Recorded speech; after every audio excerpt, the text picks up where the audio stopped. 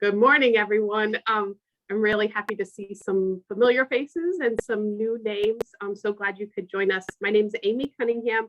I'm the Deputy Director at the Vermont Arts Council, and I'm coordinating this digital capacity initiative and have the pleasure to be partnering with Media Factory for this series on digital programming. The Digital Capacity Initiative is funding that the state legislature allocated last year, $1.15 million to assist cultural organizations in building their digital capacity.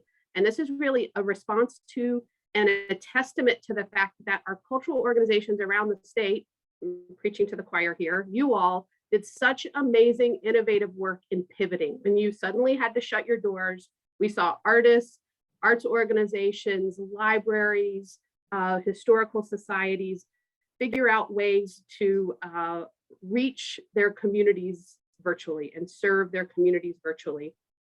And now that we're hopefully coming to the other side of the pandemic, these investments are an intention to help organizations keep going. Like, let's not go back, let's not lose what we learned, let's build on it so that our cultural organizations can be stronger and build the most inclusive audiences possible.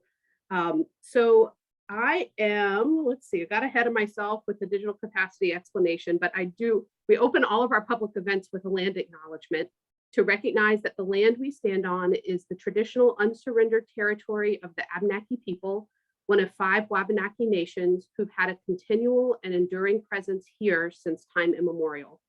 We learned that in Abenaki, Waban is the white flickering light in the sky, and Aki is the word for land or the earth.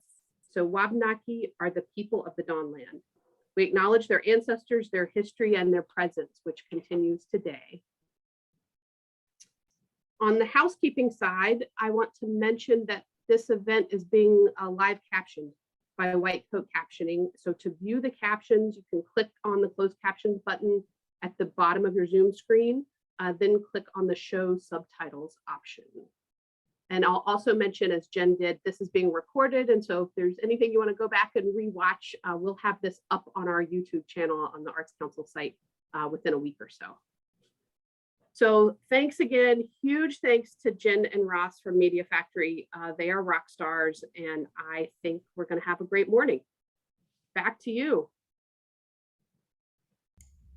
Awesome. Thank you so much, Amy. We are really thrilled to be doing these workshops with you all. My name's Jen Ferrara. I'm the Community Engagement Manager at the Media Factory, and this is Editing Essentials. So this is a workshop that is not specifically about one kind of software. It is about editing in the big picture.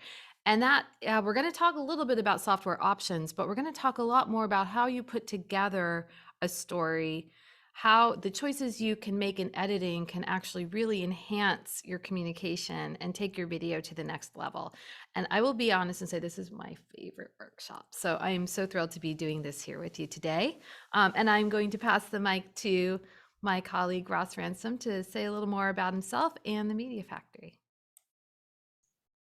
Hey everybody, my name is Ross. I'm the education coordinator here at the Media Factory. And yeah, this is a great workshop. I've used a number of softwares to edit over the years, and it really all comes down to, you'll see at one point we talk about just the big picture of what a timeline looks like. And all of these softwares that you'll use assemble your clips in the same way, but really strategizing, how you want to present your information, what sort of editing ideas you want to carry with you as they help to tell your story. Really transcends specific software and is information good for whatever software you're using. So it's a fun workshop. We've got a lot of video examples and a lot of ideas. And as Jen mentioned, this will be available, this recording, also the slide deck. It's a good resource to go back to jog your memory about some of the things that we talk about. So to start off, I do want to share a little bit here about the Media Factory. The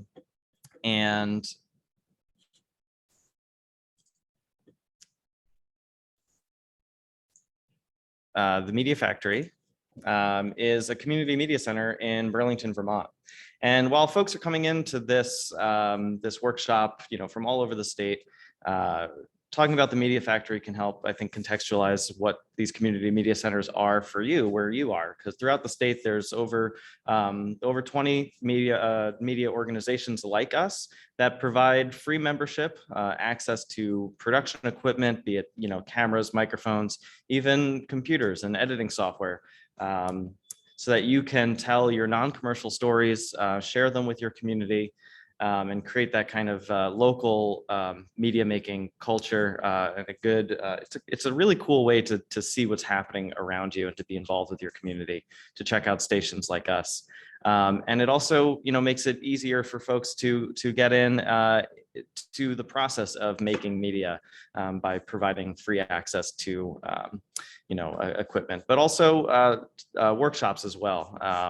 We offer workshops throughout the year on a variety of different production ideas and concepts. And then once that's all said and done, people create media, and that can be shared on our channels. And I mentioned the state has a number of channels. We're all connected through a media exchange. So when folks are making things down in Bennington or up in St. Johnsbury, if there's relevance and interest, throughout the state, those files can get shared. They get shared and played out on our local stations, but we also have a statewide station as well, that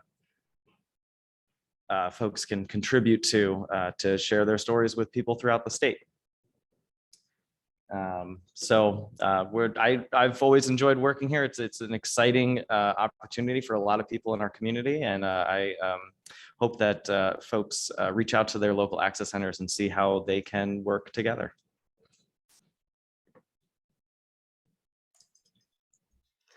Awesome. Thank you, Ross, for introducing the Media Factory. Now we'd like to hear a little bit about who you all are. So if you can, in the chat, share, introduce yourself however you wish, and share if you have any big reason why you came today, any questions that are really pressing that you want to address.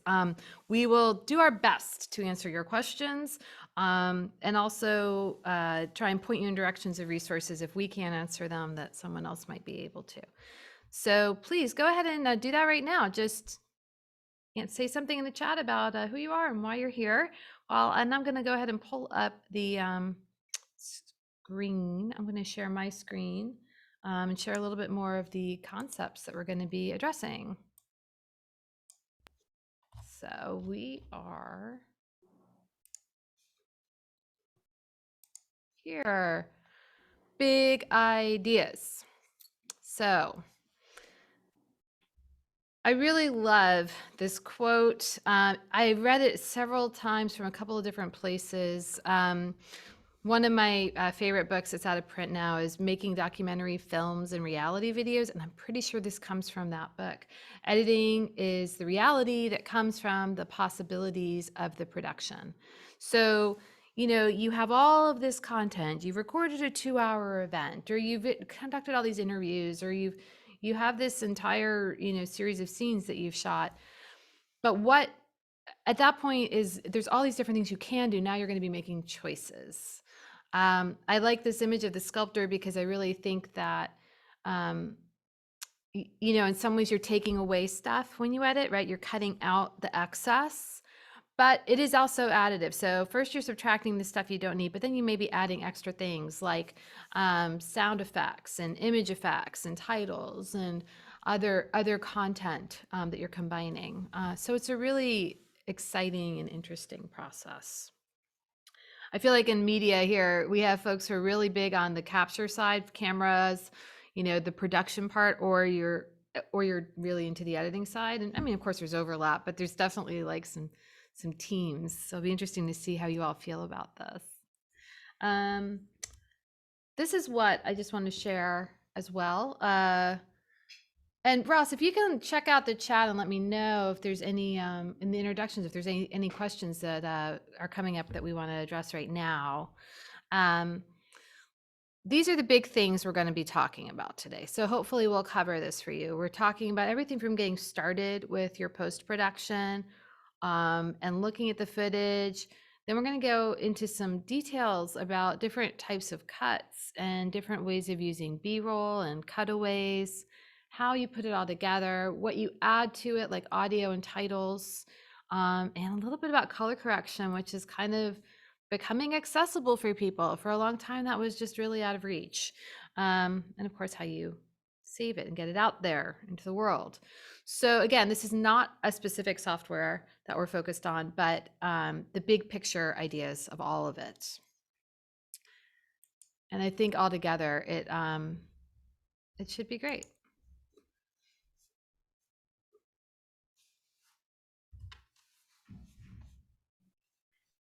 Jen, would it be, may I make one other quick announcement that I forgot to make? Absolutely. This is a great time for that.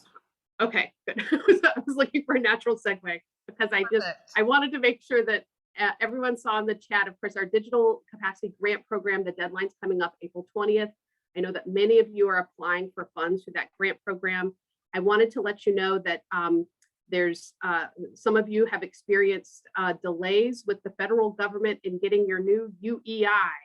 And I just want to make sure everyone knows that please don't let that trip up or concern you in this grant application. You can just enter zeros in that field and submit your grant, and we'll get that number once the federal government figures that all out. So I've been fielding a lot of questions about that. I'm also going to put in the chat information about the other free trainings that we're offering. We're doing with Media Factory, we're doing digital programming, and then we're working with Inclusive Arts Vermont. They've done a great series on digital accessibility. There's a bunch of recordings on the site and a few more sessions to come. And then we've just unrolled a kind of a grab bag of trainings in coordination with Vermont Small Business Development Center on website analytics, social media marketing, and legal considerations for streaming. So I'm going to put that in the chat. And I think I've remembered everything I was supposed to say now. Thanks, Jen. Thanks. And also thanks for everybody who's introducing themselves in the chat. These are some great reasons to be joining us today. So hopefully some of the concepts that we talk about resonate and inspire. So jumping into our next slide here, post-production prep. Right, so, editing comes at the end, after you've done your pre-production planning and your production shoot. But, thinking about it all the way through can help really inform, what your edit's going to look like. Visualizing the end result, is a good goal to have while going through the rest of the process. And while you're preparing for that eventual editing session that you're going to be working on, cutting your footage and preparing your final video, there's a couple of things that you can do to make that process easier for you.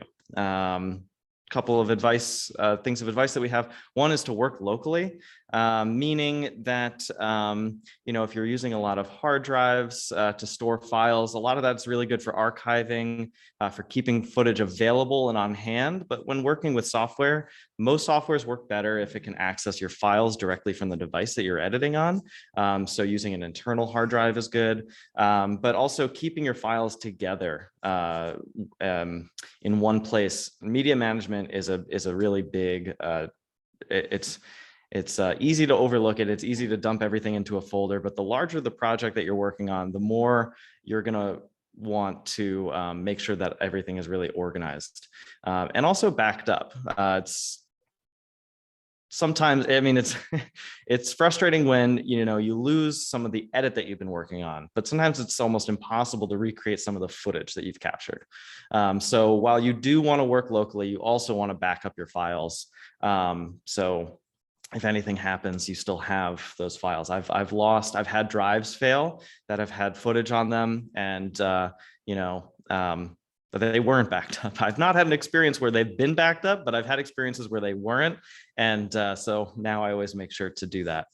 While you're going through your footage and reviewing it, oftentimes a recording just has some sort of generic string of numbers as the file name, and it's hard to differentiate, what the files are at a glance.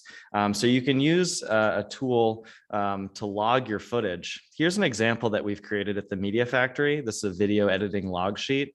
Some basic project information at the top just to give you an idea of what these scenes are, but then going through your footage, renaming your files in your, your softwares, in your drives if you can, but also putting any notes in there. If there was anything interesting that happened, if you've recorded a long segment of footage and you really only need a certain part of it, noting what times within, what time to start. And this is set up in, hours, minutes, seconds, and frames to really dive into, what the best section of your overall clip that you've created is. And just having this, scene name, having that correlate with the file itself, just a really good way, especially if you're working with a team, to be able to hand off all the information about some of your clips. It's a pretty simple sheet, and you can make one of these and add fields as you see fit. That might be helpful, but it's a useful tool. And then as you're organizing all of this media, I like to recommend using a file naming convention that makes sense. If you've shot footage over multiple days, perhaps the best way to do it, the best way to share that would be, to name your folders by day, day 1, day 2, by speaker, if it's BRoll, for instance, maybe the location. And then use that same convention for the folders. Consistency is a really big thing there. I often like to put, year, date, location, person, or subject of interest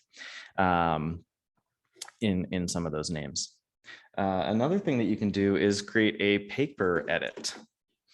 Now, a paper edit is a way to, it'll look like a storyboard here, where you've maybe done this during your pre-production planning session. However, when you get to this point, sometimes you have recorded things you didn't really expect, and going back to this initial stage of using what looks like a storyboard, a quick mock-up of your general shots and the scenes that you've collected, putting them out on paper like this and the ability to rearrange them, maybe once you get to this point, you realize that your story might be better told in a different sequence. And so this is another tool to help, it's trickier when you're just looking at a list of file names to understand or to think about how you might want to rearrange them. But doing a paper edit like this, every time I move one of these squares, we're telling a different story. And those of you following along with the screen share have now seen the story change in a couple of different ways. So, you always want to keep your end result in mind, but it is true that sometimes you get to the end, you say, hey, we might have something else than we, originally predicted. So it's another good way to help prepare you for your edit. Moving forward, once you've got this all right, this is all about just organizing your footage, getting your files all set up. Once you've done that, it's time to choose your software. As we mentioned earlier, there's so many softwares that you can use. Here are some really popular ones on the left column here. I wouldn't ever really necessarily recommend one over the other just at face value. They all kind of do different things. And so it's important to think about what the software does and what you need it to do. Some of these, especially when you get down to some of the ones that are available on mobile operating systems like iMovie, Filmora, WeVideo, just due to the nature of the tool that you're editing on, a phone perhaps, there's less screen real estate. So the user interface has perhaps less options or, might be lighter in the software capabilities. So do you need some of those more advanced titling features that you might find in a software like Adobe Premiere and DaVinci Resolve? Do you have a Mac? If you don't, then Final Cut Pro won't be a software that you should consider using.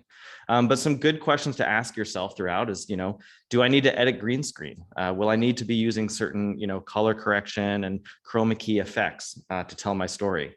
Have I recorded multiple tracks of audio along with my video? If you're recording live music and you have every member of, the performing group mic'd separately and you're recording all of those inputs separately, some of these softwares won't be able to handle those multiple audio tracks. Some of them will. Are you looking to compose vertical video? A lot of social media uses a vertical video format. And some of these older softwares, for instance, function in a more traditional way where they have, more of a landscape set up to how they edit video. So if you're looking to edit for social, some of these will be better suited for that. Certain file types, this is one that's kind of going away a little bit as most cameras are recording a more consistent file type across, the camera types. Can you import older types of files? Just, can you work with all the materials you have? Big question. And then some of them, depending on the size of your project, for instance, iMovie doesn't let you rename your files. You only get thumbnail images. So if you have a lot of footage, then, you might want to use a software that allows you to create bins or folders and really name your files. That way you can parse through your materials more efficiently.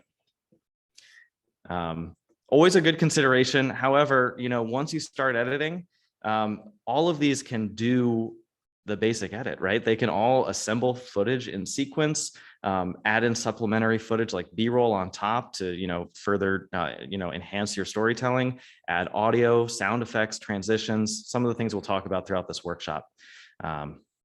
So I'm going to pass it back over to you, Jen.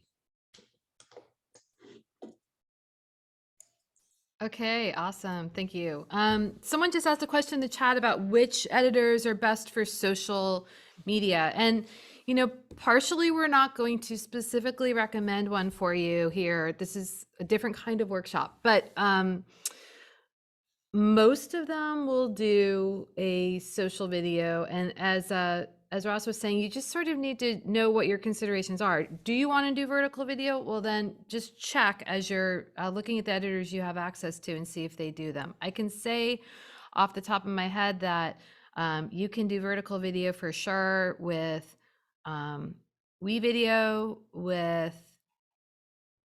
Adobe Premiere, with DaVinci Resolve. I know that iMovie is not great for that, but I would check. Things keep changing. So it's going to be, it's an ongoing evolution. And that's kind of part of this is saying, we'll tell you some stuff, but if we haven't looked on, at the most recent update, there might be a brand new thing that just happened like this week, which happens every time we try and teach WeVideo, by the way. They always update right before we do our workshop or right during the workshop. But I think that's a good question. Knowing what you're going into is really, really important. Because it is going to determine what kind of software you wish to use. I also will just say Canva is surprisingly good now at vertical video, which is we're not even talking about Canva here, but they have some nice little templates for that if you're doing a very short video. Okay, so I'm going to move along to share the screen again. And we're talking now, we're jumping down here to the big picture of the editing workflow. So no matter what software you're using, some of the stuff's going to be the same. So the editing workflow, this is a suggested order of things, and this is how we're going to kind of talk about it. So you set up your project. Saving your files, as Ross already said about organizing all your files, and then when you make a new edit, you're going to save that and know the location you've saved it, and then you dig into editing with all the stuff you've already put together. You have BRoll, which is your main spine of your story. It's the if it were a documentary, it might be if you're doing like an interview with one person, that interview would be the spine of the story. If you're filming an event and you have multiple camera angles, then probably one wide screen is going to be your BRoll. It's going to be the main footage that covers things. You don't always have one long piece of footage, but there's generally going to be something that's your sort of main idea. And then you add your B-roll, which is also called cutaways. We'll go back and forth, that they're called interchangeably, those two things. And that is the footage that shows more information, more detail, might be a different camera angle, or if someone's speaking, it might be the photos or video that help describe and illustrate what they're talking about. Then we get into audio editing.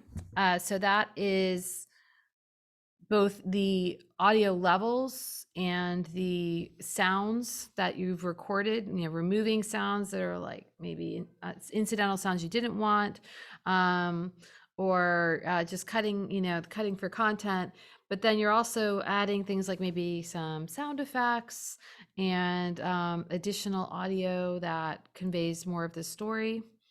Photos, you can add them as B-roll. You can also add them later on. So there's sort of, depending on the type of software you're using, looking at them differently. And transitions, that is the sort of way that two shots come together. And we'll talk more in detail about that. Titles, so that's your like informational titles, and also your like story connector titles and your end credits. Music, if you have some kind of music that you want that, underneath the entire piece. If it's a short piece, that's something you usually put as one of your last things you do. Color correcting, again, that's something that we haven't always had access to, but now you can really tweak the color to hit a mood and some kind of effect to convey something specific. And then you save it. Now, that's an order, right? However, it's really common that you're going to go forward and backwards in that order quite a bit. So you might start editing and add some audio and then realize that you need to add some more footage, or there's a shot that you didn't like after all and you got rid of it. So this is kind of an order that you're thinking about it, but it's not set in stone. It's really just a way to kind of get your head around all the elements you are going to be thinking about in your video. And so once you've got all that put together, you are going to actually see what it looks like. And I'm going to pass the mic back, I think, to Ross for that. Awesome. Thanks, Jen. Big picture. Once you have considered the editing workflow, you start assembling it. This is what it's going to look like. If you can see my mouse on the screen here, I'm just going to hover over certain elements. Your A-roll video is often connected to your A-roll audio. A quick definition of A-roll, it's usually your spine. It's the primary, part of your video, as mentioned earlier. It's really often, as seen before, what you lay out first, because it tells your story. Typically, they're connected because they're recorded at the same time, although sometimes recorders will be recording audio, separate from video, depending on the type of camera you're using. But syncing those up, getting your foundational storytelling in place is a great place to start. Then, along the way, you're going to make some cuts. That's where you'll put in a transition. That could be a fade, dissolve,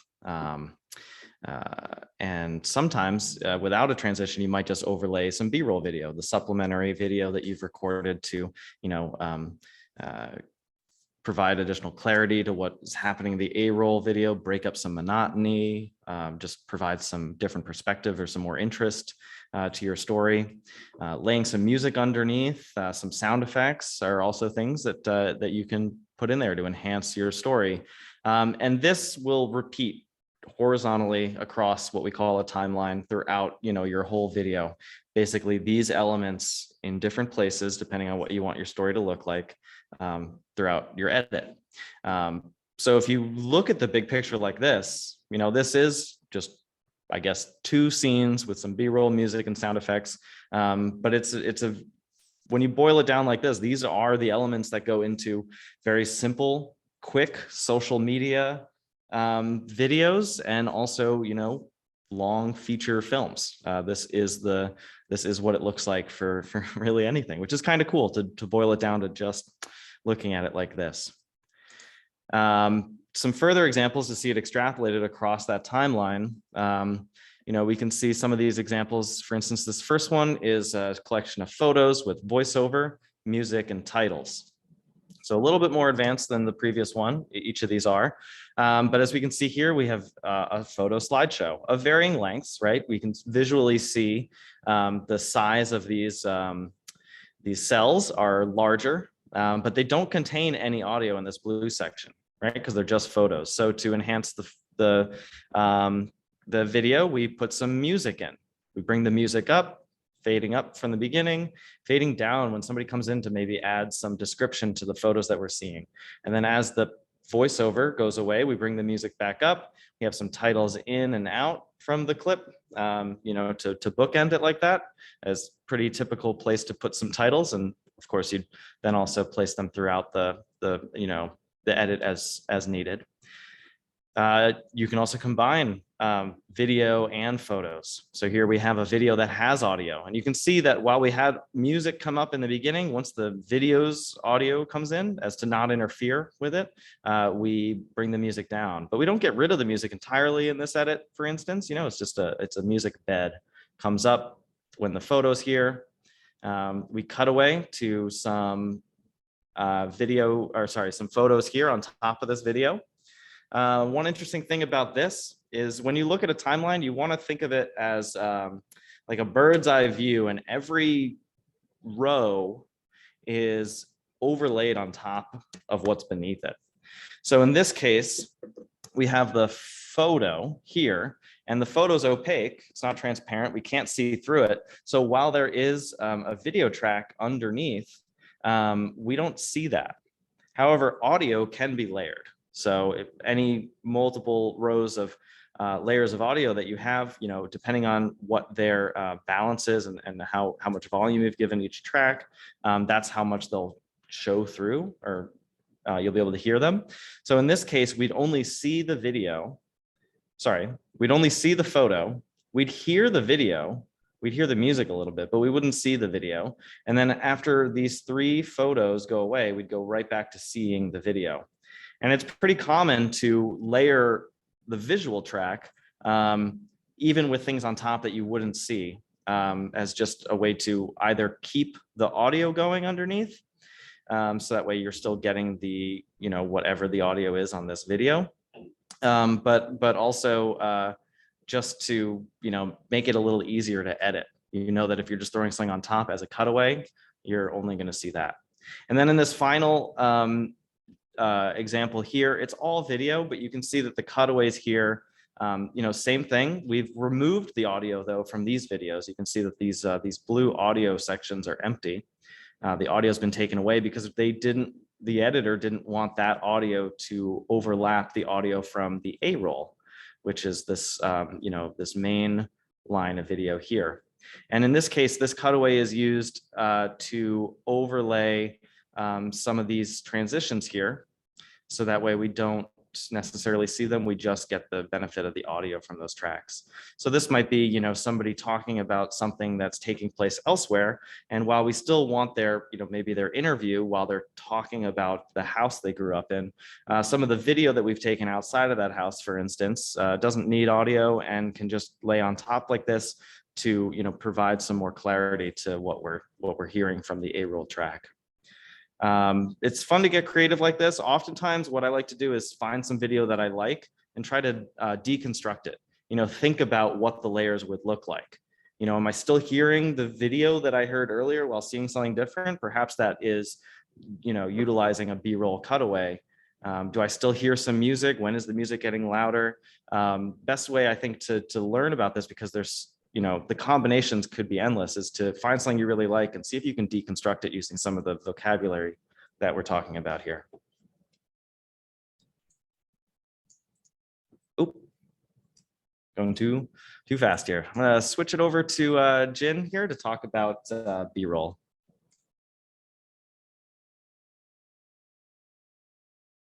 Awesome. So, yikes. B-roll, I mentioned it briefly already, and we're going to talk about a little bit more here. So we call it B-roll, we call it cutaways. Cutaways is a nice way of thinking about it when you think the idea is to cut away from that spine, that main video.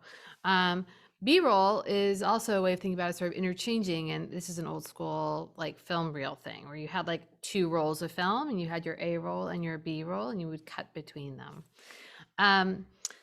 Where you can use it for, as we talked about earlier, sort of adding interest and more information to your story. You can also use it to cover up a rough patch, like maybe you have an interview where you've cut out a chunk of what someone says and it doesn't look good together anymore because you have what's called a jump cut, where it goes from one moment in time to another, but in the same location. And so you can cover it. It's a great way to sort of put a Band-Aid over your video. It's also can be just very interesting, right? To see things and have a second stream of information that you're using.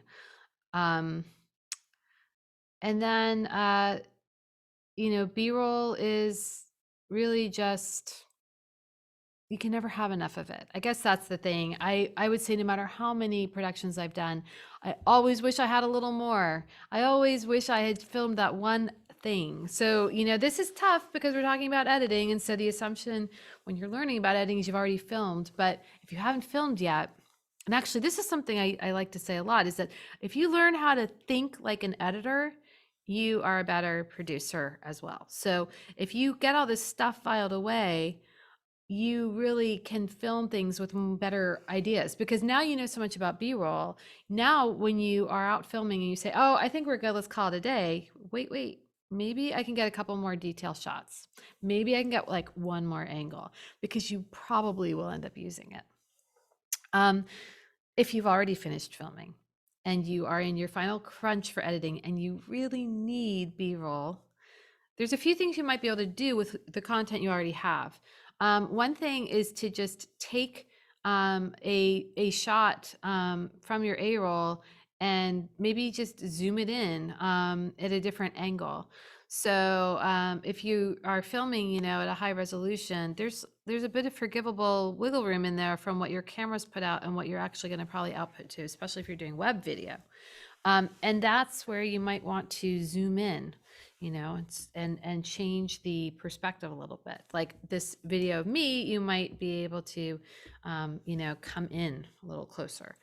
The other thing that's really cool, and I feel like I see this all the time these days, is I think people just start recording earlier in interviews and such, and you can see sort of this setup, the behind the scenes footage, which is really maybe almost just test footage or the stuff you're doing to get ready. Maybe you can use that as a little intro or to get things rolling. And some of that's going to be there because you just kept recording after you finished your shot. There's stock footage. So there's things like WeVideo that actually come with stock footage. There's Adobe stock. There's also, tons of companies out there that you can purchase footage from. Canva is another one if you have the Pro plan. And that can be a really nice filler when you just need an image of an airplane, for example. It doesn't matter which airplane, you're just talking about airplanes, you need an airplane shot. That is a great way to do it. Also, in that same vein, archival imagery is amazing.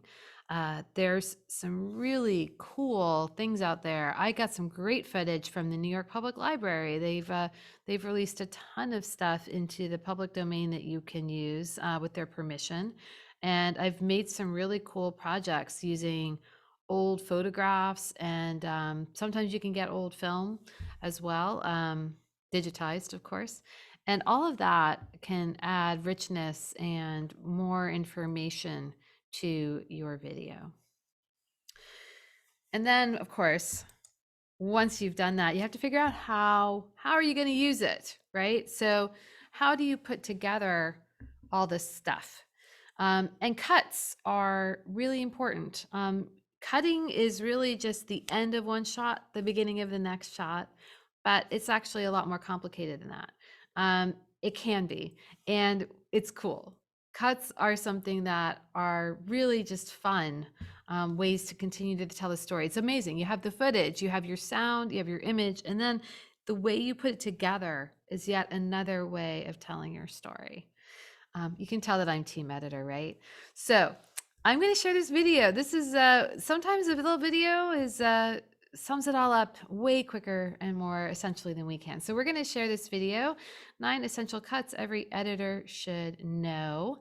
And then we're going to go through some of these examples that we have for you as well. This is a brief history of being. We've got an ad that I forgot about. Let's just get through this ad real quick. Everyone, bear with me for half a sec. Skip the ad. Editing.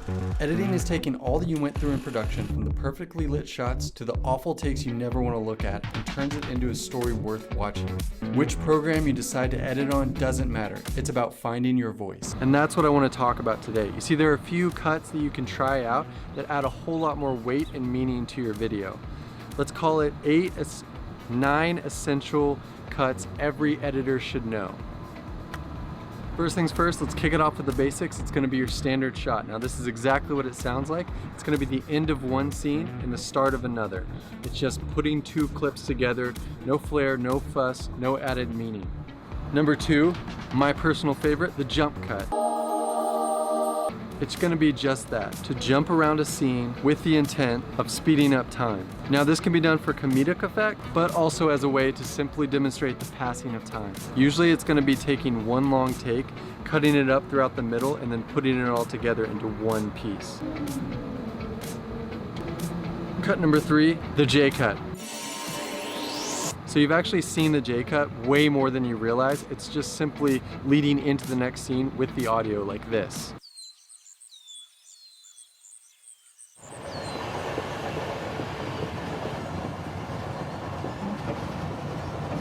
See what I mean? So this cut is as simple as it sounds. You just drag the audio clip from the next clip over on top of your current clip. It's a good way to kind of segue into the next scene, change locations, and let the audience know what's about to happen. So this brings us to the L cut. The L cut is exactly what the J cut is, but flipped. So my audio right now will take us into the next shot. So the L cut is actually absolutely essential for conversational scenes, because you're gonna have 2 characters, one of them is gonna be saying something, and then you're gonna cut to the other character as that first character is still talking. That's an L cut. Perhaps the most common cut that you're gonna be taught in film school, and then now that you know it, you'll see it everywhere, is cutting on action. So it's basically exactly as it sounds. You're gonna cut when one character moves a certain way. It doesn't have to be a punch or a kick, but it can even just be a head turning, someone moving, looking a certain way, getting up or walking. So this just allows the audience's eyes to stay on the action as it plays out throughout the scene. Cross-cutting. Also known as parallel editing. This is just a way to build suspense, having 2 narratives play out at the same time. You'll see this a lot in like heist thriller movies where people are on the phone. 2 characters are in different locations and they have to come together, or one character is being chased by another character. So what this does is allow you to tell 2 stories at once, taking the viewer back and forth from perspective of the varying characters in your movie. A little bit like cross-cutting, cutaways are meant to kind of serve the purpose of informing the viewer where you are in the scene. So where I am right now, as you can see, this is my environment, and I'm gonna cut to it to show you exactly where I am in the world. So a good way to do this is just to get B-roll. The more you're cutting to other shots, the more engaged your audience is, and the more likely they are to have a better understanding of what's going on in the scene. So the montage is more for the sequences rather than the scene. It's like jump cuts, but consider it to be over an extended period of time in different locations. You'll see this a lot with sports movies, training, any type of scene where the character needs to get ready for something, whether it be a fight, a battle, going on a date, cooking, any type of goal that your character has and they're trying to work towards it, throw in a montage. It's a perfect way to demonstrate change in your characters.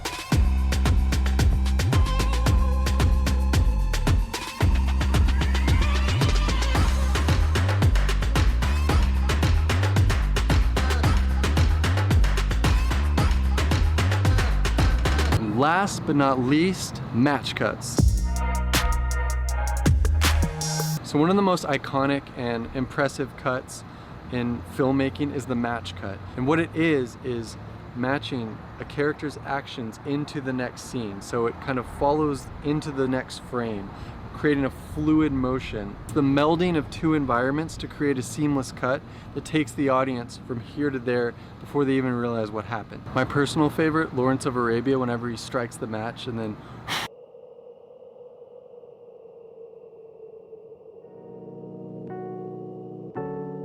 well, I hope that was helpful, you guys. Try to storyboard and plan out the shots and the cuts you're gonna make next time you're getting ready for your film. And remember to not be afraid to try new things. Come up with a new cut, there are no rules. Make your work as weird and original as possible. All right, I'll see you in the next one.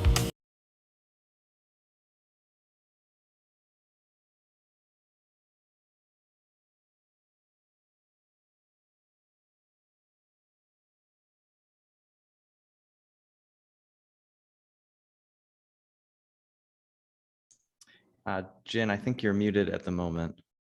Oh, super. Hi, thanks. Well, that is a great video. Some of those examples we can go into a little more in depth. So first of all, we're not going to show examples of the standard cut and jump cut. Just go quickly over them again. So the cut is just one video ends, video and audio end, new video and audio begin. And that is totally a fine way to cut. If you have a longer piece and you do that a lot, it starts to feel very abrupt. It's one thing ends, the next thing, and it's just that straight cut is kind of keeps all the ideas feeling a little bit separate. Sometimes you do it on purpose. That's the jump cut. So when you do the jump cut, you're actually cutting out those moments in time. It's a great way to speed things up. If you're doing something where you're not using high speed camera work, like showing people setting something up, jump cuts are a nice way to do that too. You could just have little, but you really, I would suggest if you do something like a jump cut, you want to think about a visual rhythm. So you are sort of timing those sections. So maybe every section is, like a half a minute, a half a second, half a second, half a second, half a second, half a second. That's a good way to think about it. J cuts though. J cuts and L cuts are something that once you see them, you realize you're seeing them all the time. They're very standard cuts in a narrative video. So something you see on TV or a film. So we're going to look at a couple examples of that because they're really worth taking another look at. So my J cut here is actually something that, excuse me, is one of our own productions.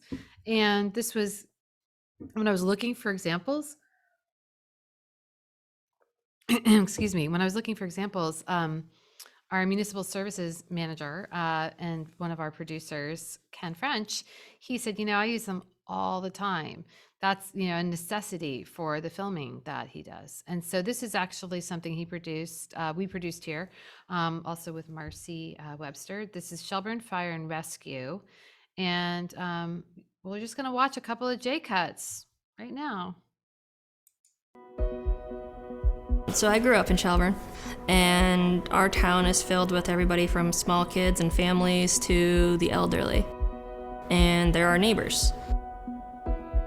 So we want to make sure with rescue and fire that we protect our neighbors. Our job and Okay, so right there, that is a perfect example of a J cut, right? You're seeing the footage of the community, you're hearing someone talk about the community, and then you're seeing the person while they're talking. So that's it right there. It's a great way to set up an interview. You know or expect you're probably going to see that person in the next couple of frames. And it's just a really nice rhythm. Then we have, for another example, is the L cut.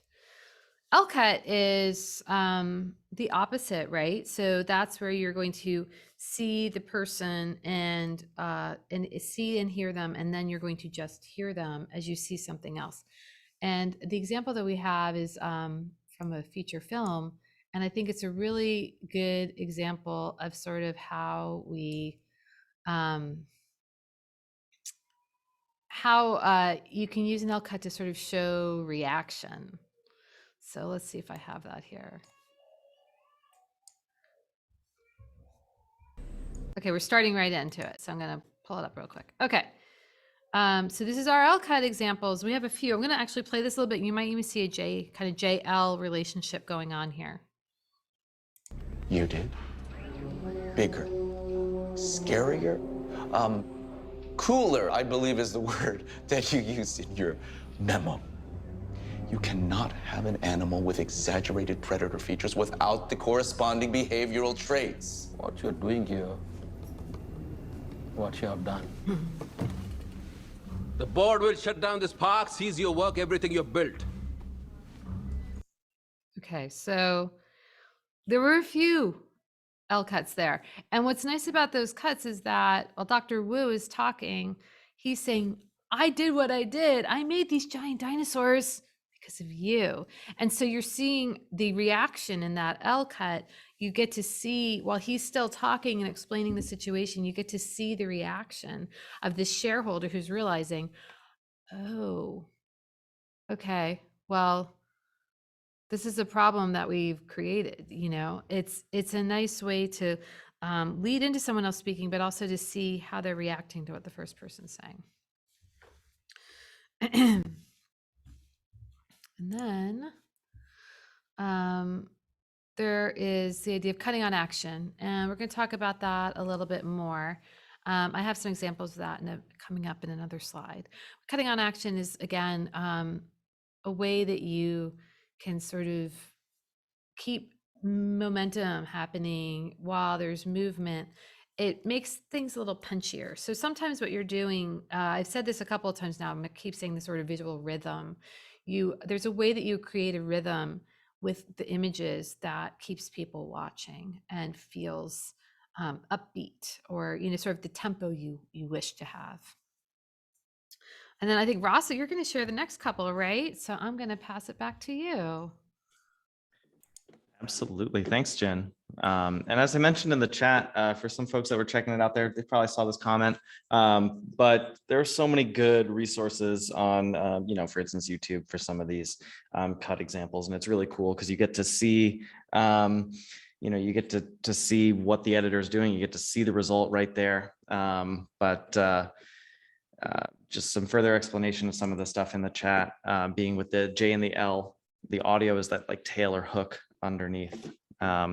Some additional cuts here. Sorry, I got to bring this back up. We've got some more video examples here. Our next one, the cross cut. We've got this example from sliding doors. And the cross cut, as was mentioned earlier, is the cut that takes place that shows, two things happening simultaneously in different spaces. So a little bit of background on this. This movie from '98 is about what would, we always had those forks in the road in our life. And, you ask the question, what would have happened if I went and made that decision? So this movie explores at this point in the film what the two eventual outcomes would be, across parallel universes, I guess. So it uses the crosscut to further or to showcase,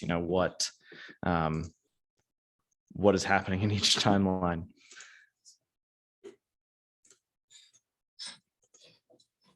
I really should just phone Anna and tell her I'm okay.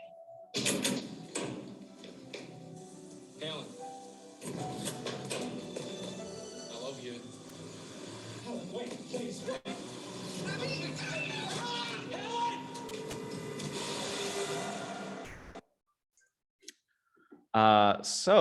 We saw in both of the different timelines, it's the same character, Helen there. I guess in the same, at the same time in those timelines, this is what would have been happening in each of those scenes. And it looks like our next clip here is cutaway. We've got some interesting cutaway examples here in what we have, which was the result of, or one of the films made in the Media Factory Film Club, which is the youth media making program that the Media Factory has been putting on for a number of seasons now, where area high school students create some video. This one's a pretty humorous mockumentary on the folks who tell weather And you'll notice that there's some cutaways here to add some comedic value.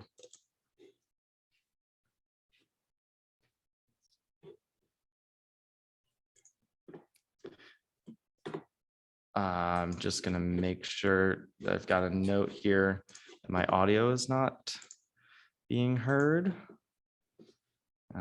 So let's try that one again. Oh, okay. Val, thanks for confirming you could hear the audio. We can give this one a go too.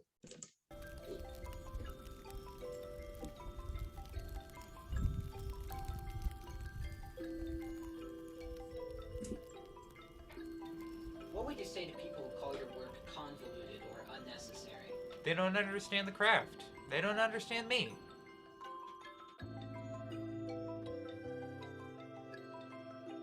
I'm Gurf Pilfley, and I'm a real feeler. I calculate the real fuel temperature for my local weather station.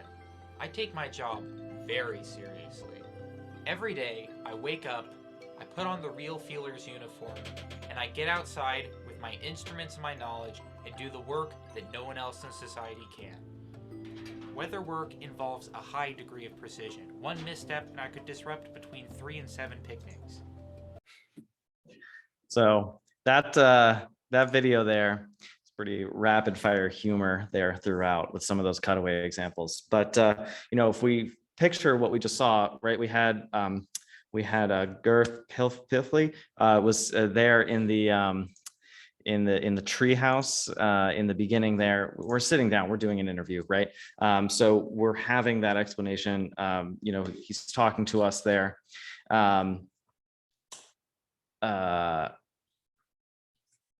And they use those cutaways, while he's still talking. We still can think that, in the edit, that's just a overlaid shot over the A-roll, which is just that interview. So we could have just listened to his explanation of, his job and what he does, but adding some of those additional clips there, just, further enhance and tell the story, add some more humor. Lowering a bucket and disrupting so he doesn't disrupt picnics. There's some pretty good jokes there. Well done to the filmmaking team there. So our next video example we've got is going to be montage. Well, I don't have an example for that necessarily, but just to talk about montage a little bit. Just to recap that video earlier. Yeah, it's a way to show the passage of time. In the video, the 9 essential cuts, they say that it's a good way to show somebody getting ready for something, but it's also just a good way to show the passage of time really quickly. We're starting to see stories being told over 10 hours, right? In terms of like streaming shows on, streaming services, but, in a film or even a short film, right? You don't have a lot of time. So it's like, do you need to show everything, or could you show just, pretty substantial steps or moments in somebody's transition through time quickly, probably with some music, always got to have some good montage music. And then, that's just a way to move through weeks, months, whatever, in just a couple of a minute or so. So quick cuts, not necessarily, in chronological order typically, but not like, immediately sequential order. Yeah, montages show the passage of time. So our next clip here, this is going to be also from the Media Factory Film Club. This showcases a match cut. So at the end of that 9 essential cuts video, they talk about Lawrence of Arabia. Lawrence strikes a match, and then I think it cuts directly to a sunrise. That's very cool. Here is an example of a match cut from O.J. Daring and the film Brothers.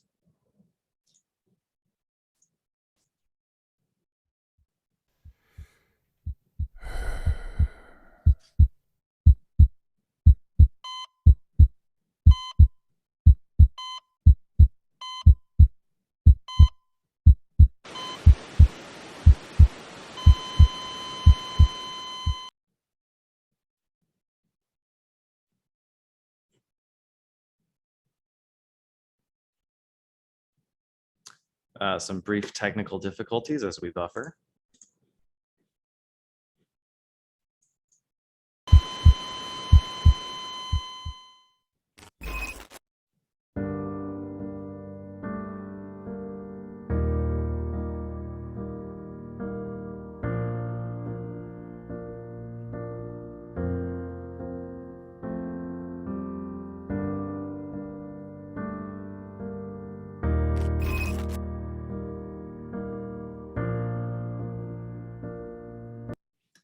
So I like this video because it shows one of like the two ways that you might use a match cut.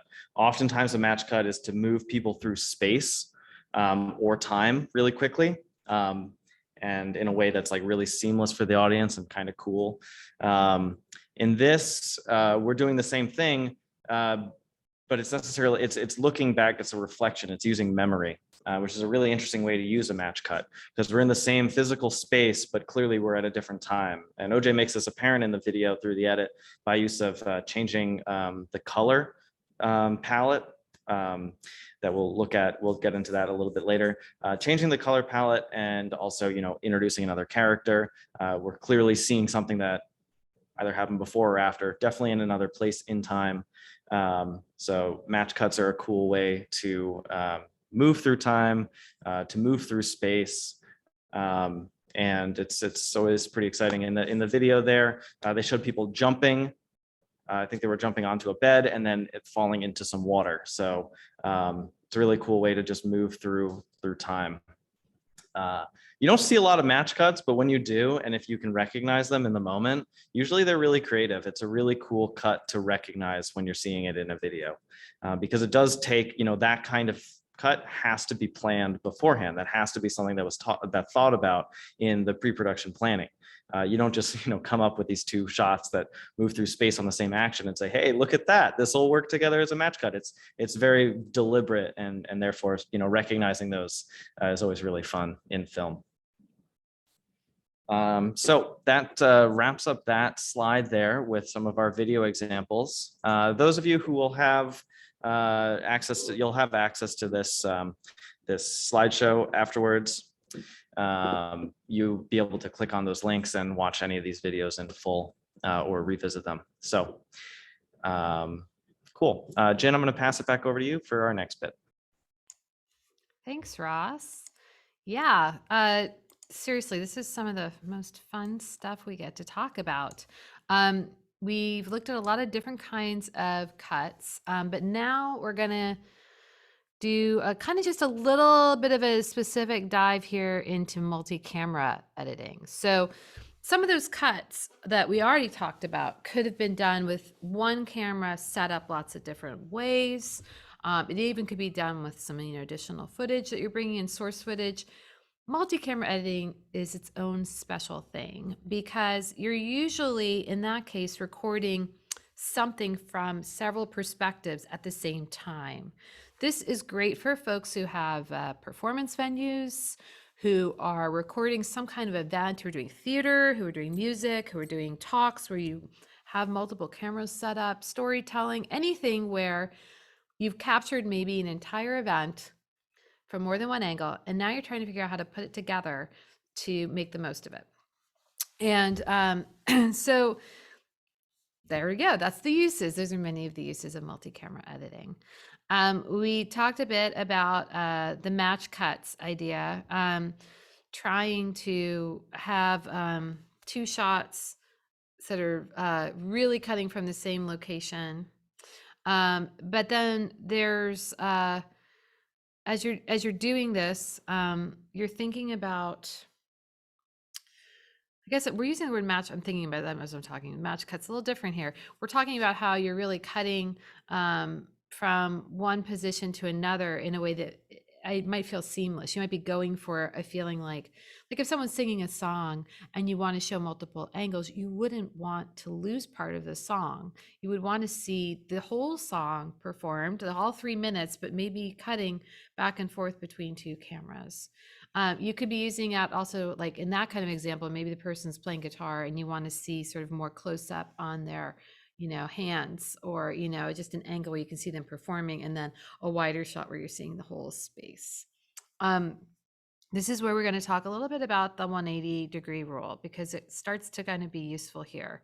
And there's a video more on 180-degree rule on the slide. We're not going to watch it right now, but you can have this slideshow to watch later, and we recommend you check it out because it sort of expands on the idea. It's a little hard to wrap your head around the first time you hear it, but basically you should just be imagining your filming space as a plane, or that there is a plane sort of running through it. This works great if you just like imagine a theater stage, and kind of I'm gonna forget. Maybe if any folks from theater can correct me on this. I'm thinking proscenium, but a stage where basically you have a front, not a wraparound, and you are the audience, and there's performers on the stage. And if you have your camera in front, filming, you kind of have this whole entire area to work with within the audience to film from all the way around. You have about 180 degrees. If you go to the other side of that plane, you disorient the viewer. It's now you're suddenly backstage, but maybe you're actually in a different location. We have a really great video here. People can overcome this, but I think it shows a little bit of this example. This is a great film. This is a project that we did a while back. And hi, Jim, I think you're here. This is from Rocket Shop. And it's showing sort of how cameras all the way around can be just for something worth thinking about as you're setting up your shots. So this was a project that we did, that RETN did a few years ago. And I'm just gonna cut to a moment, and we'll just find ourselves a nice place to best. You followed me out to the parking lot.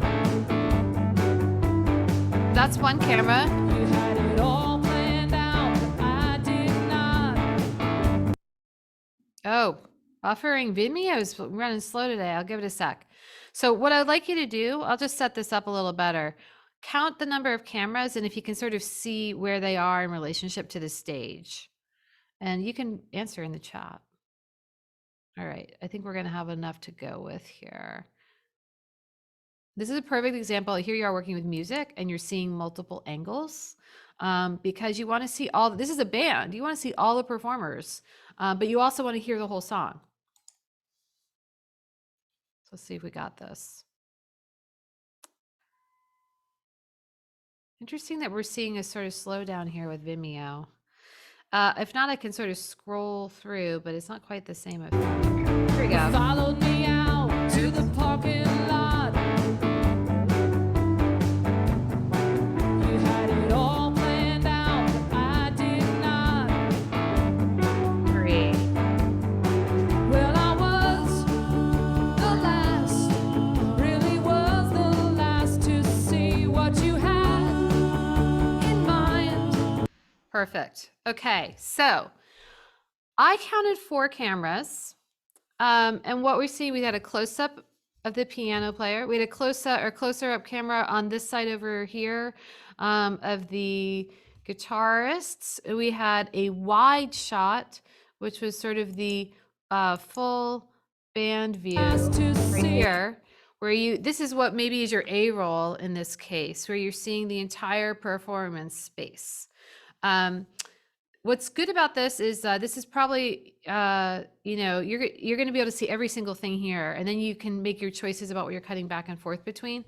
I would say that in this particular situation, it's pretty forgiving, but they are using a back camera, which it's kind of cool because it shows you, this right here shows you a different angle, but it's also a little disorienting because this is where you've crossed the axis. You're on the other side of the plane, and you have to decide, am I seeing a new band?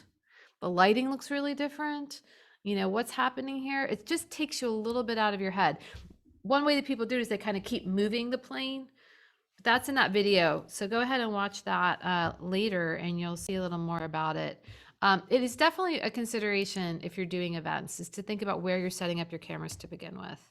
But as you saw, every shot was cut to keep the song's continuity. The other piece about that is that there's audio, right? And we didn't hear lots of different audio from each camera. Those weren't hard cuts of audio and video. There was probably one single audio track that was recorded, most likely right from the board, the soundboard. They probably had one camera that was recording that audio as a line in, so that everything else was smooth. And if you have continuous audio as you're cutting that video, it just feels very seamless anyway. It feels like, you know, your eye is quick to learn that you're seeing different angles, but it's also keeping things interesting because you get to see all these different angles. I feel like I'm saying a lot here, but I think this is a consideration some of you really will be having, especially if you're trying to do this yourself. You can set up a multi-camera thing, and if you're doing like DaVinci Resolve or Adobe Premiere, those software editors are robust enough to help align those videos as you go to edit. That's a kind of advanced concept, but it's definitely something you can do, and that will make this cutting back and forth between the different shots, between the different cameras, much easier to do. Now, the other thing to think about is cutting on action. If you're not worrying about whether you're worrying about the continuity of the audio or not, cutting on the action is a great move. So this is where you're cutting when something happens, when somebody's moving in a direction. And we saw a few good examples in the video. Here's one more little one that is from a video project that we filmed. Actually, Ross filmed. This is a 2-camera setup of when the cool logo that's on the wall behind Ross in the video was initially done.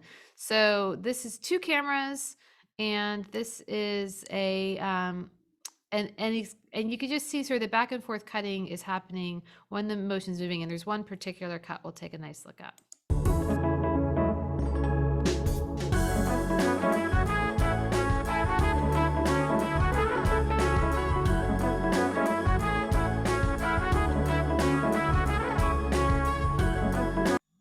Okay, so the other thing about this is a time lapse, so it has a sort of rhythmic jump forward, which is really nice. You wouldn't want to necessarily watch the spray painting completely done in real time. But this one little shot here, I think, is such a nice shot. This is a great example of cutting on the action. He's about to rip the stencil off the wall. See that happen? It happened so fast. I'll play one more time. It happens so quickly. So he goes from this side to, he's changed camera angles completely, but because it was done as the peeling is happening, you just sort of roll with it. This is happening on a micro level, like constantly in films you're watching. And it's one of those like subtle but really cool tricks. I'm going to go back to the slideshow. Let's see. Yep. So we have the more on 180-degree rule, and I'm going to stop my share now. We're going to transition to transitions after this. And I thought before we do that, I'm going to pause the recording for a sec. Let's see how we're doing on time. Yeah, we have enough time to do that. So we're going to take like 5 minutes or so to try and answer. And if anyone wants to ask a question, I will pause so you can just ask your question with audio. You're also welcome to type any questions here. So here we go. So we're picking up again now. We just talked about multi-camera editing, and now we're going to be talking about transitions, and I will pass the mic to you, Ross, for that. Thanks, Jen. Let's see here. Transitions. Okay. So it's cool. By this time, we've seen a lot of these examples just in some of the clips that we've been watching. But as we mentioned earlier, transitions are just a way to move the story along. Essentially, when we were looking at the types of cuts, the first cut, as you see here, number 6 is cuts, but the first cut that was mentioned in that video was just the standard cut. It's technically a transition. It's just a cut transition, right? It's just one clip to the other. But there are ways that you can put in sort of effects to, enhance your story. On a base level, if you just assembled a roll, audio and video with no titles, no B-roll, no music, no sound effects, and no special transitions, you can tell a story that way. Everything else just goes to further enhance and enrich the way you assemble it and the way it's viewed. So transitions are just another way to do that. And there's really no rule of thumb for when you would necessarily use a transition. You see them used in a lot of different ways, but if I were to offer any advice overall, it would be to stay consistent. So if you're like essentially breaking your story up into chapters and you're fading out and then back in between chapters, your audience might start to pick up on that, subconsciously recognize that, and feel like if you were to do that mid scene, that they're now trying to witness, another place, another time. Staying consistent is really good. Not overdoing it is really good too. We'll get to number 3 with wipes in a second, but some of these are really subtle. A dissolve is just, cross dissolve, one fades out of opacity, next clip fades up. At some point, even briefly, you just see them both at the same time, fade in and out, might be fade to black, fade to white. Back up. And again, it's good to chapter things. Iris might be an expansion of, I guess it's like a circle wipe coming from the center. Special effects can work too. If you look at any editor, they're going to have a lot of transitions in there. And the further down you scroll in their transition options, the more kind of interesting they become, sometimes a little cheesy. A favorite of mine is always the box, right? Your clip just becomes a cube and then it rotates in frame, and your next clip is on the other side of the box, like a one-sided Rubik's Cube or something. But transitions are also really fun, and thinking about why they're used when you're watching something is a good way to think about how you might use them. Oftentimes you don't see some of the really different ones except for wipes in a film like, for instance, Star Wars. Star Wars uses so many wipes and in their films. We're going to start off at 138 because I do believe this is the first transition they showcase from the 4th episode, A New Hope, which, if anybody is a fan of Star Wars A New Hope and lives in the state of Vermont, you should go to crowdsourcedvt.com. We are doing a statewide community-made film recreation project of the Star Wars A New Hope film this summer. You sign up, and then randomly we'll select one of however many scenes we cut the film into, and you get to recreate that with live action, stop motion animation, puppetry. It's totally cool. We've done other films in the past, but anyways, lots of wipes in Star Wars, so hopefully we can figure out how to get them back in there when we put all the scenes together in the end. But the wipes are cool. In this clip, check out how they're used. They're not thoughtless. Oftentimes the wipes move with the action of the characters, which is pretty cool.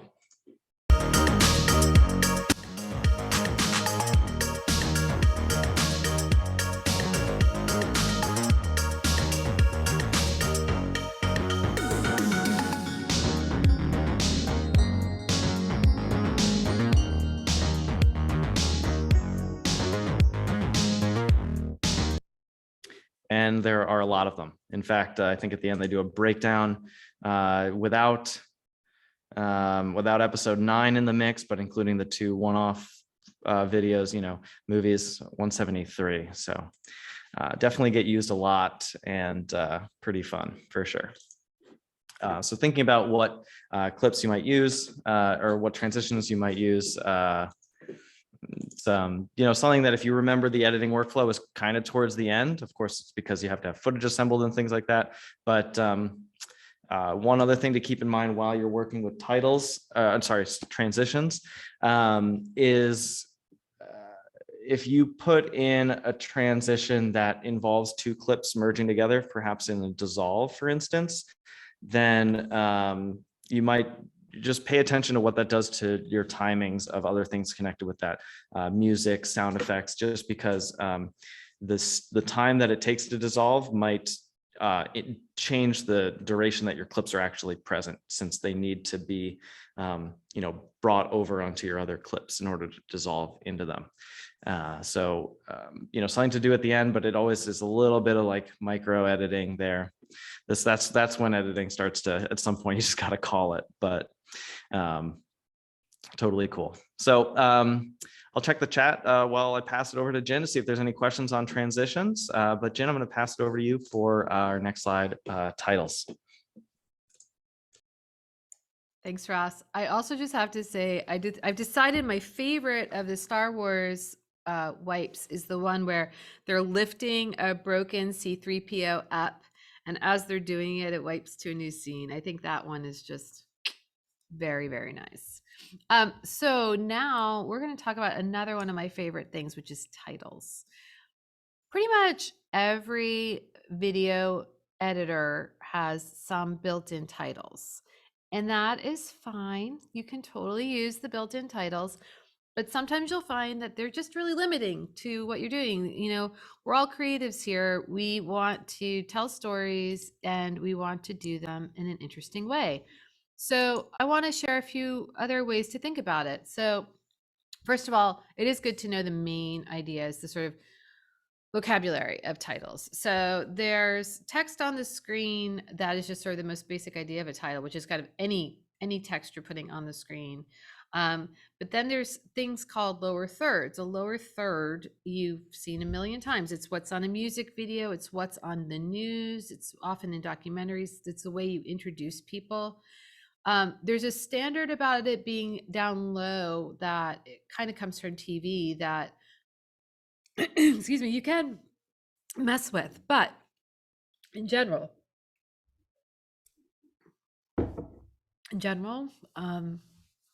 the lower third works great. I'm so sorry. And then also when you get to editing, you'll when you get to editing, there's something called a title safe area that a lot of editors will show you that lets you see where to fit your title so that it doesn't get cut off. I'm going to pause, Ross. I'm sorry. Can you just take this while I have a quick cough? I apologize. Yeah, no worries. If you leave that up on the screen, I can talk about it too. Titles, text on the screen, lower thirds, title cards. I really want to just jump down to number 6, less is more. I really only put titles into my videos when I need something to be apparent that isn't somebody's name, a call to action, a website to visit, a phone number to call, anything that's not specifically said or something that needs to stay up longer so people can really take note of it, recognize it. The same thing works for any sort of captioning too. If you are doing any sort of title, one other good rule of thumb is if you're a quick reader, read it twice, because you want to make sure that it's up there long enough for people to see and actually, ingest. Oftentimes, it's initially your reaction is, oh, there's something to read. Okay, well, I can read it. What does it mean? There's a little bit of time that it takes. I wouldn't ever go too quick on titles. But also don't go too long. But a good rule of thumb is if you can read it twice, it's typically up on screen for most people to work with. Yeah.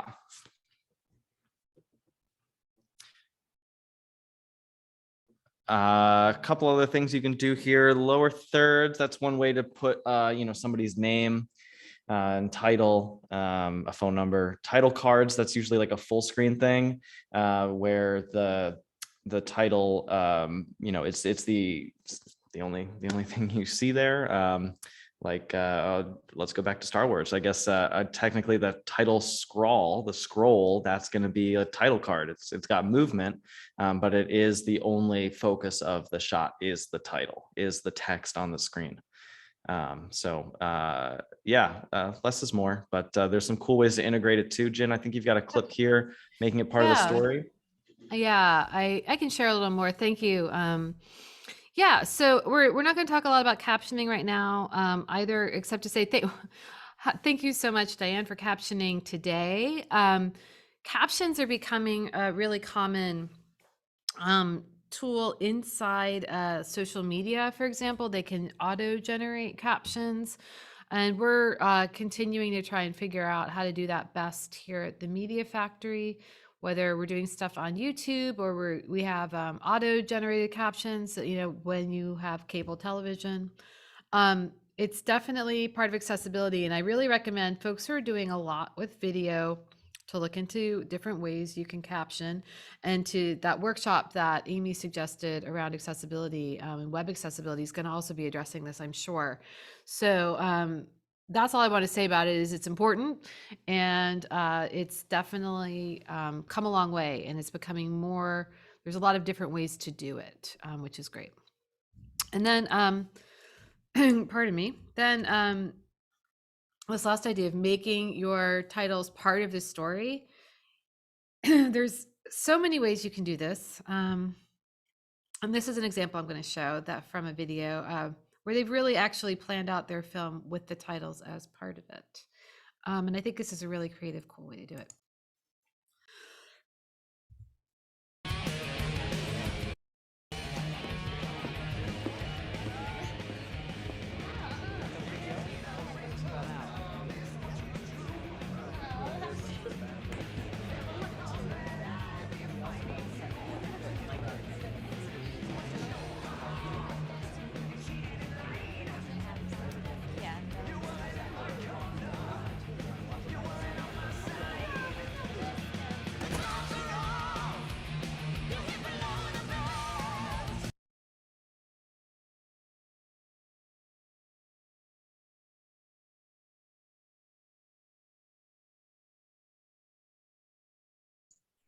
Jen, I think you're muted right now.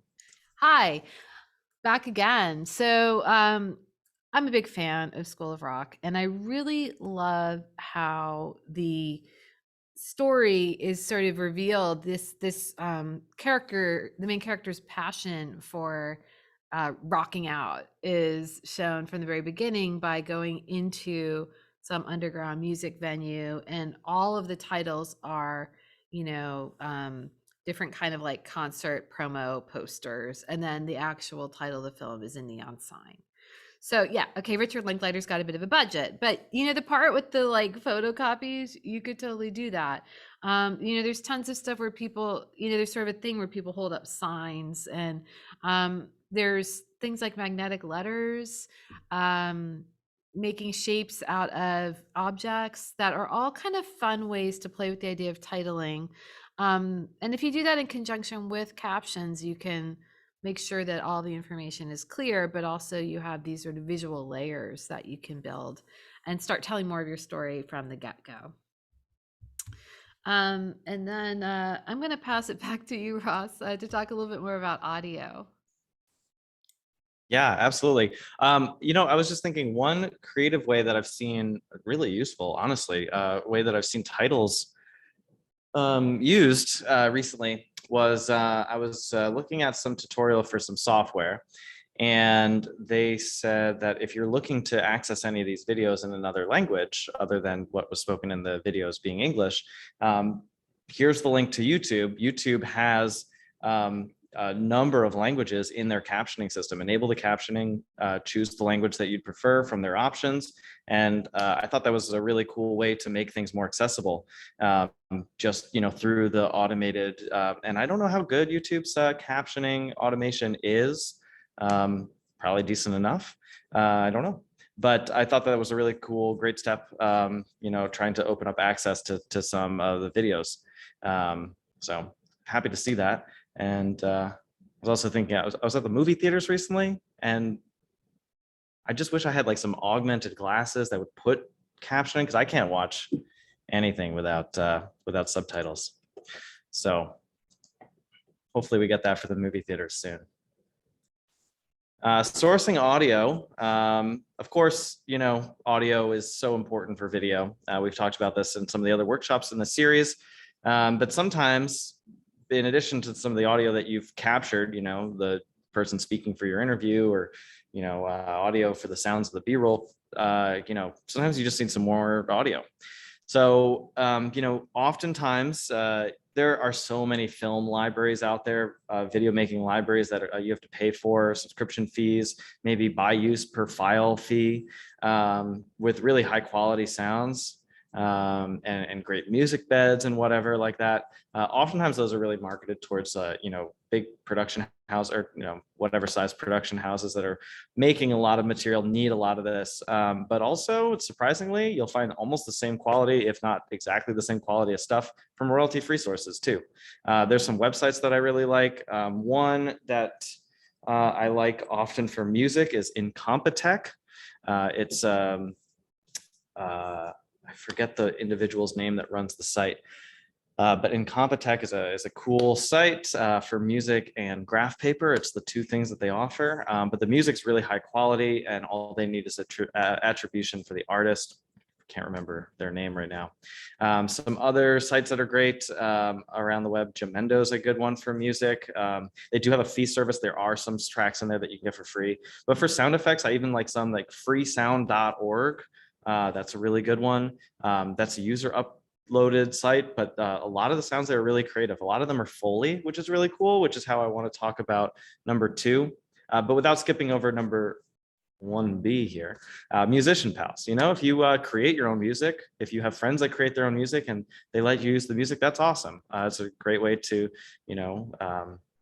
incorporate other people in your projects.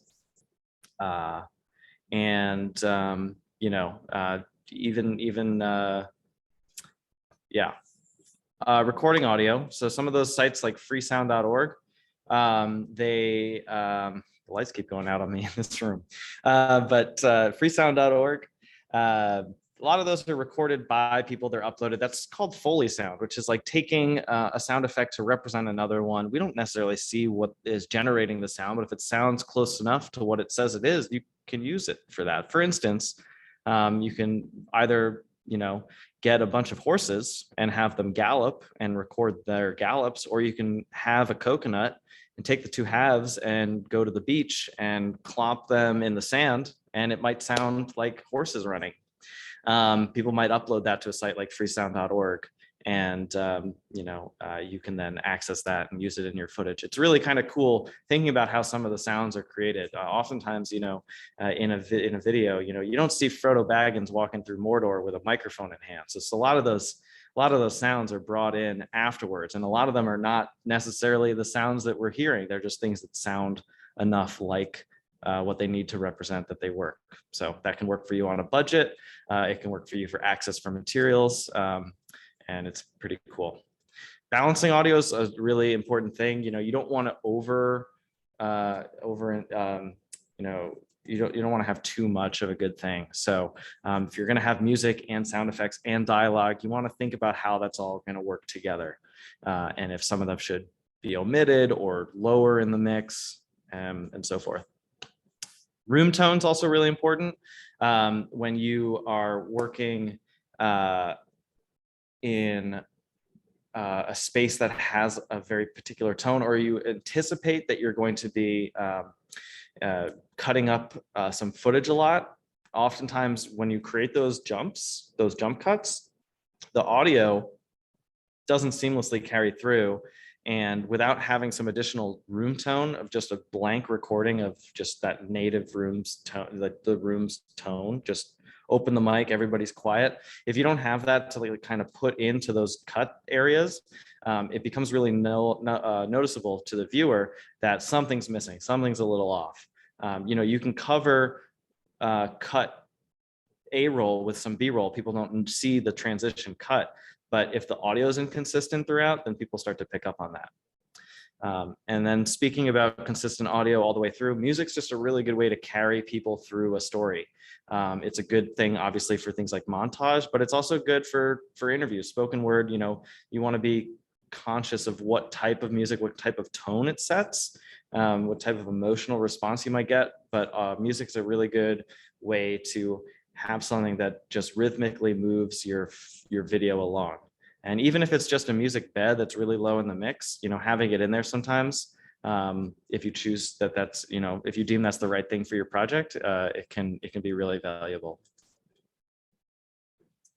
And Yeah, while I pass back over to Jen, thank you so much, Jen, for throwing. If anybody here is able to see the chat, you can see freesound.org, Gemendo, and Incompetech, those audio resources there in the chat. And then, yeah, I'm going to pass it over to you for color correction. Awesome. Thank you. So we're kind of getting down to the end now. We've talked about audio editing, we've talked about transitions, talked about cuts. And once you have it all together, you might want to be thinking about some kind of color effects.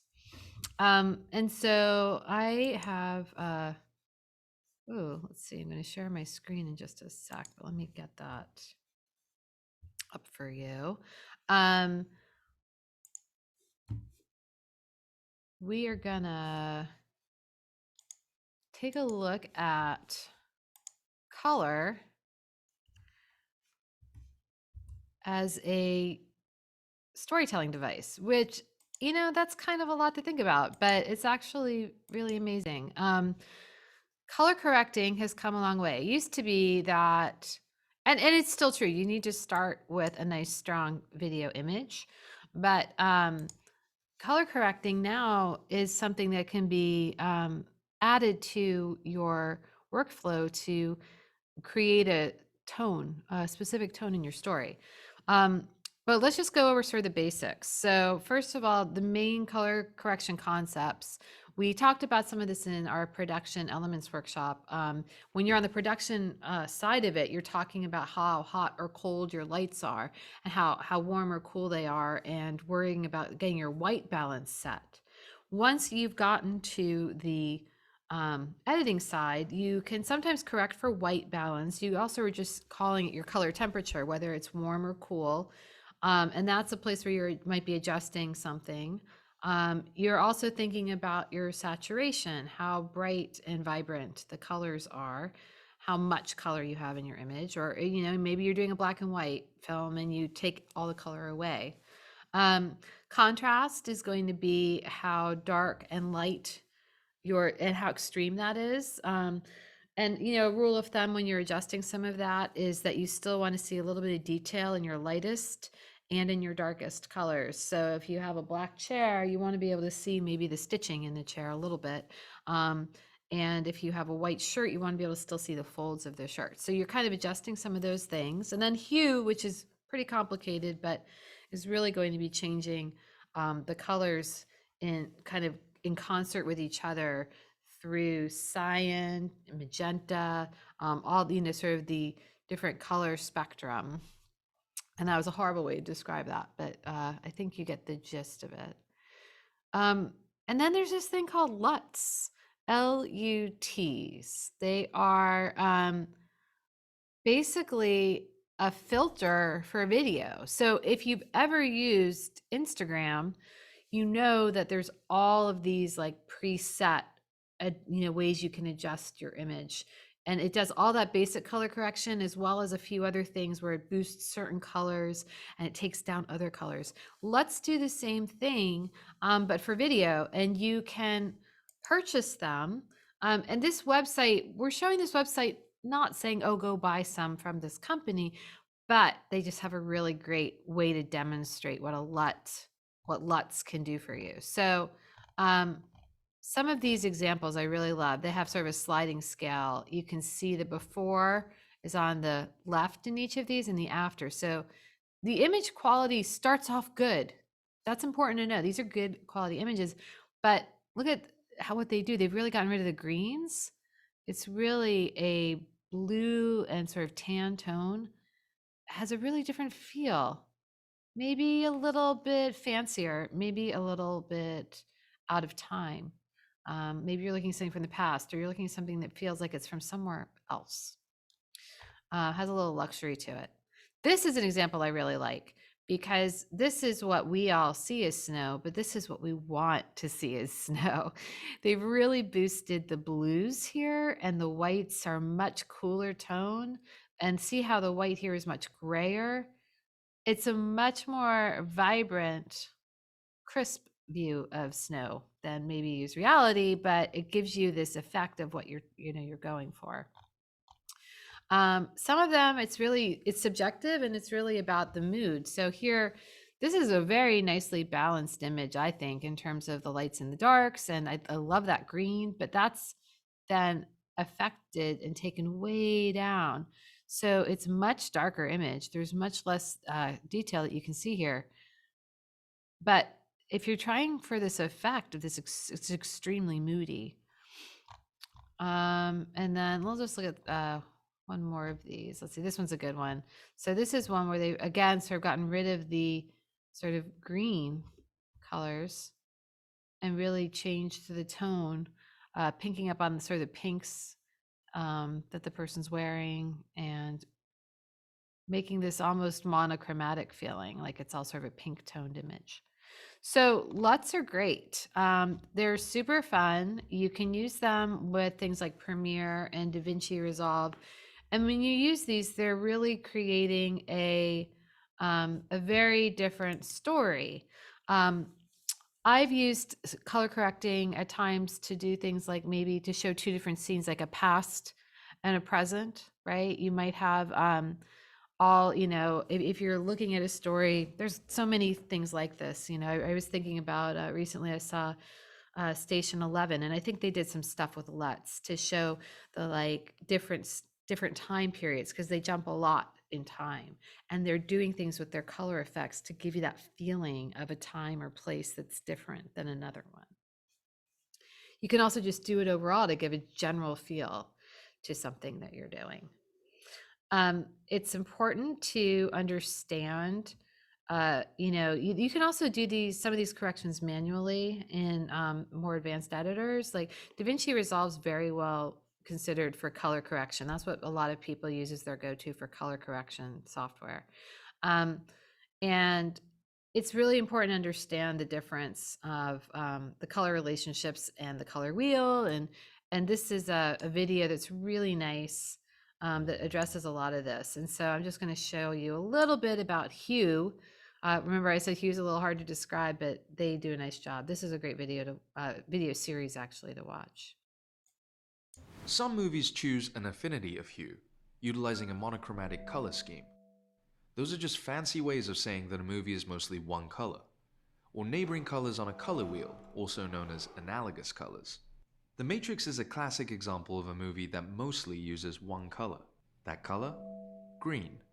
Why? Well, the movie takes place inside of a digital matrix, and we associate green with code.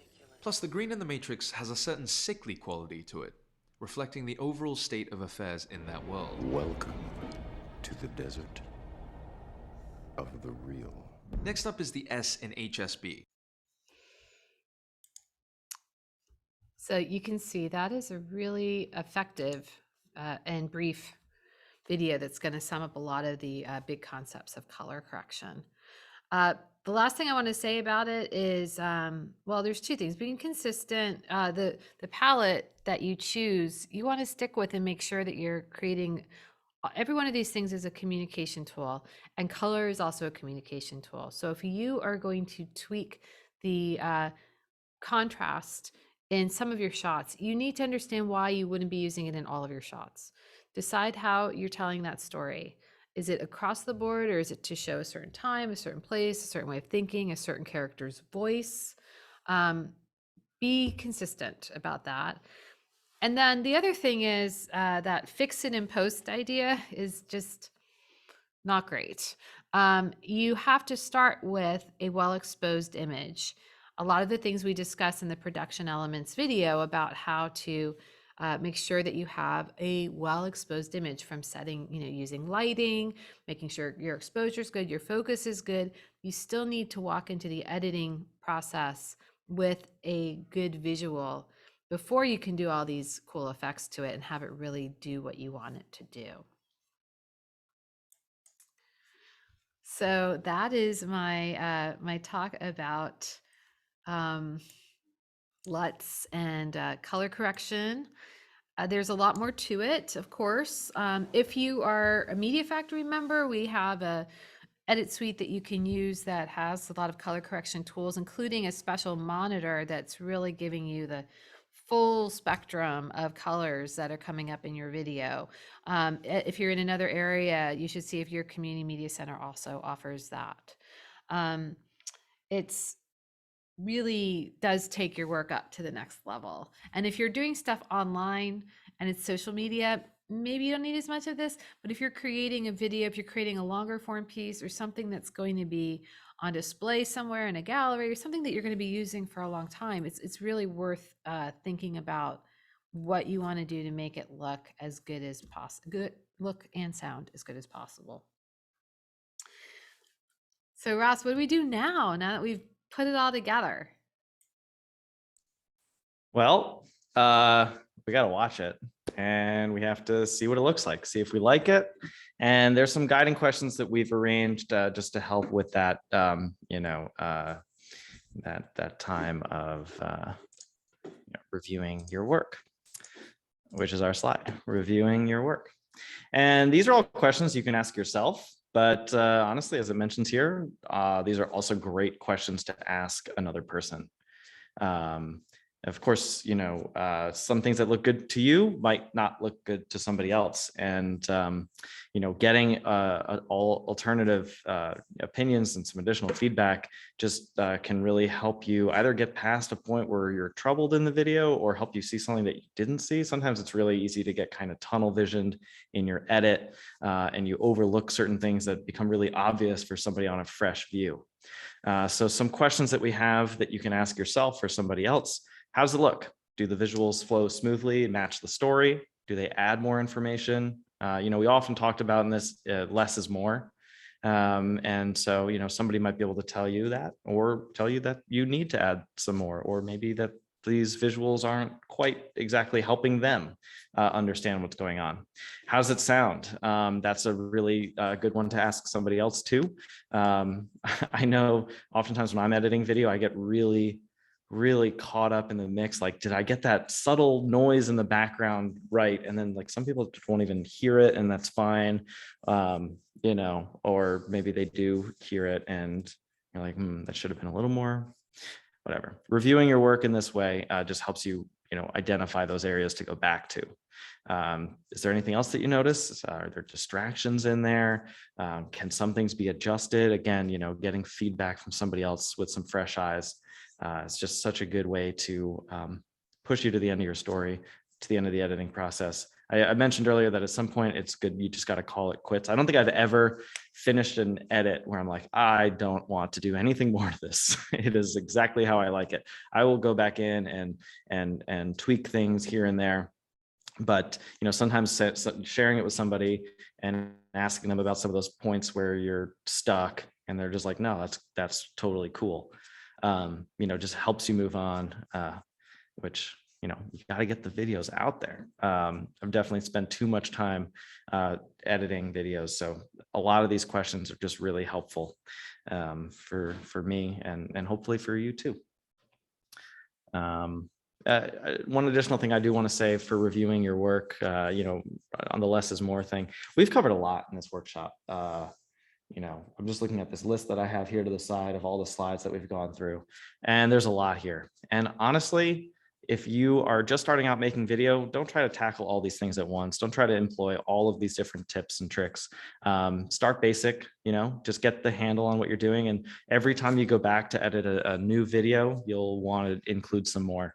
And you'll feel more comfortable with the stuff you've already done. It's totally cool to start small and get into some of these more in-depth tactics of editing later on. But there's been some great questions in the chat, and I look forward to seeing what people make going forward. Let's see. Next, we've got. Oh yeah, after you've reviewed your work, what do we do next here, Jen? Yeah, so we are in the home stretch. We reviewed our work and now we are sharing it. We didn't go into detail a lot about formats here, but I'm going to be assuming in this case that you already have chosen the format, you've been editing in the format that you wish to export. But you do need to know that, right? And you should be thinking about that even at the beginning, right? Is this going to be a vertical video or horizontal video? We've already established you need to know that stuff. But where is it going? Is it going to be something you're sharing on social? Is it going to be something that you are posting to your website? Is it something you're sending an email attachment? It really matters. Depending on the output, you're going to be making different choices as you save it. The final copy, you labeling this stuff super important. Just as you label your files and organize them as you're going into it, you need to do the same thing going out.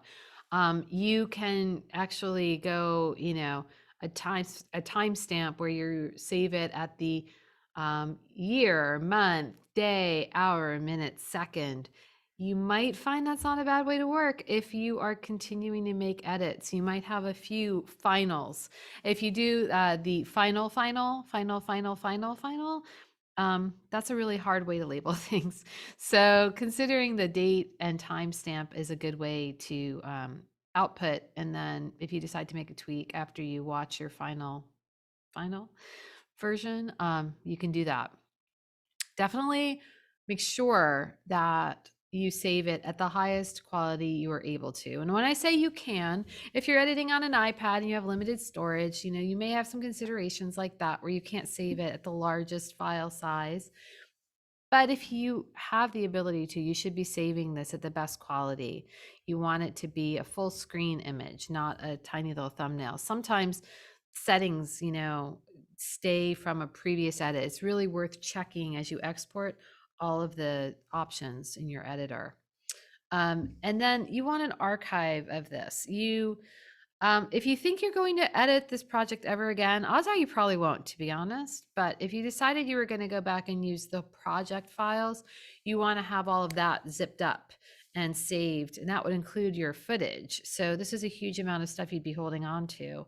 And I would think really carefully about if you really need all that.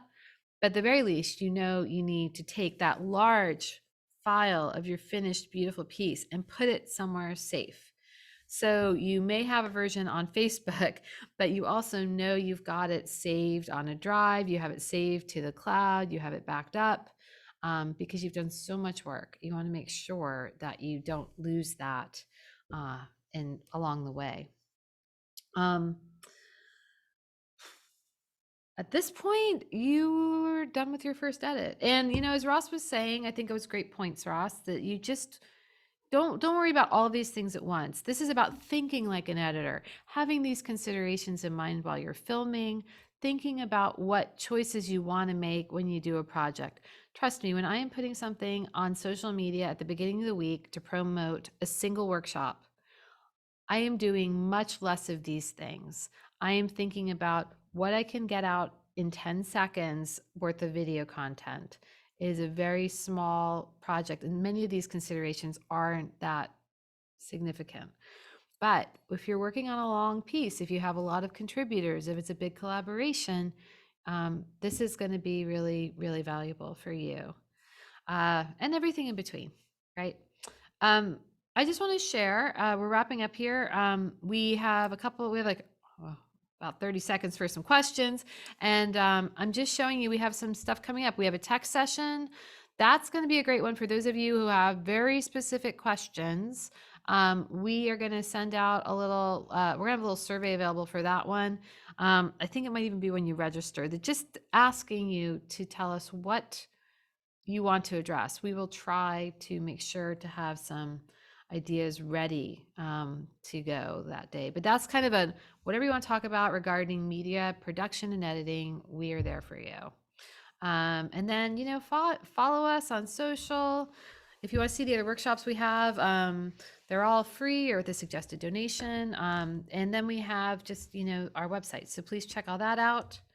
We have an editing vocabulary here for you. And that's just, a lot of the things we discussed today. We have some more resources at the end that include the story log sheets, the storyboard sheets, and some more information about the community media centers throughout the state. So thank you all for being here. It was really Thanks, everybody. wonderful working with you all. This was a great workshop. Thank you for joining us for Editing Essentials. This is recorded and will be online at the Vermont Arts Council website soon.